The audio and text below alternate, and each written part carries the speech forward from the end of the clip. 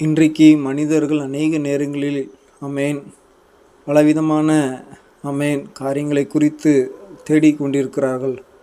ஆனால் எதை தேடினால் நம்முடைய ஆத்மாவுக்கு, நம்முடைய ஆவிக்கு, நம்முடைய சரீரத்திற்கு ஒரு சந்தோஷம், ஒரு நிம்மதி வரும் என்று சொல்லி அந்த தொலைநோக்கில் தேடுதாங்களா என்று சொல்லி ஆராய்ந்து பார்த்தால் இல்லவே இல்லை.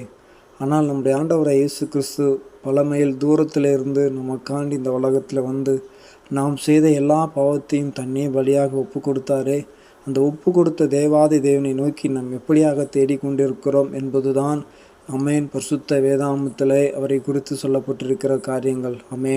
அந்த தேவாதி தேவனை நோக்கி எப்படி தேட வேண்டும்? தேவனாய் கர்த்தரிடத்தில் முழு இதயத்தோடும், முழு ஆத்மாவோடும், முழு மனதோடும், முழு பலத்தோடும் அன்பு கூற வேண்டும். அப்படி நம்ம அவரை தேடினால்தான் அவரை நாம் கண்டுபிடிக்க முடியும்.